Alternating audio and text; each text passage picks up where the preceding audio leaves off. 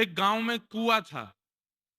नया कुआं बनवाया था गांव के लोगों ने, और नया कुआं बनवा करके उन सब लोगों ने योजना बनाई कि पहली बार इस कुएं का जल कोई संत पिएगा या फिर इस जल से कोई संत स्नान करेगा, उसके बाद हम गांव के लोग इसका प्रयोग करेंगे। एक महात्मा को बुलाया गया। महात्मा जी गए, बोले भैया कब जाना है कुएं में स्नान करने? बोले महाराज सब बढ़िया है, लेकिन हमारे कुएं में से दुर्गंध बहुत आ रही है, क्या करें? बोले अभी नया निकला है ना, थोड़ा उसका कम से कम 50-70 बाल्टी जल निकाल दो, उसके बाद स्वच्छ जल आ जाएगा।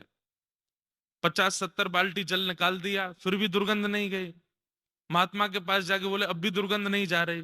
महात्मा बोले एक काम करो, तीर्थों का जल मंगाओ और तीर्थों का जल मंगा करके कुएं में डालो और एक दिन बाद फिर से जल निकालो, शायद स्वच्छ हो जाए।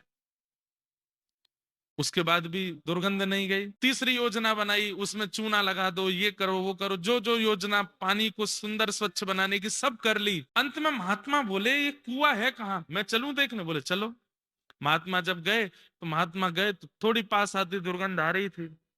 भीतर झांक करके देखा तो उसमें दो कुत्ते मरे पड़े थे। महात्मा बोले इनको क्यों नहीं निकाला तुमने? बोले आपने कहा ही नहीं कि इनको निकालो, आपने कहा जल निकालो, तीर्थों का जल डालो, इसमें ये कर दो, इसमें लिपाई पुताई करवा दो। अरे मूर्खों पहले इनको तो निकालो। कहने का अभिप्राय समझे, हमारा मन कुआं है।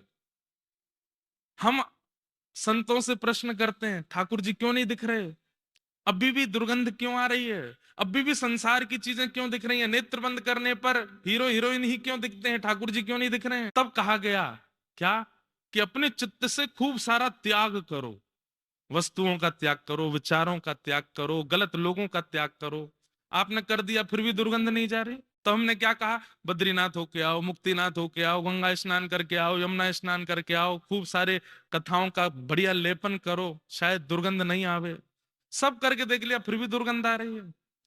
तब गुरुदेव ने चित्त में झांक के देखा तो अहमता और ममता या फिर कहूं राग और द्वेष रूपी दो कुत्ते मरे पड़े थे भीतर। अरे इनको तो निकालो पहले, जब तक ये नहीं निकलेंगे कैसे मन में पवित्रता आवेगी? राग और द्वेष किसको कहते हैं?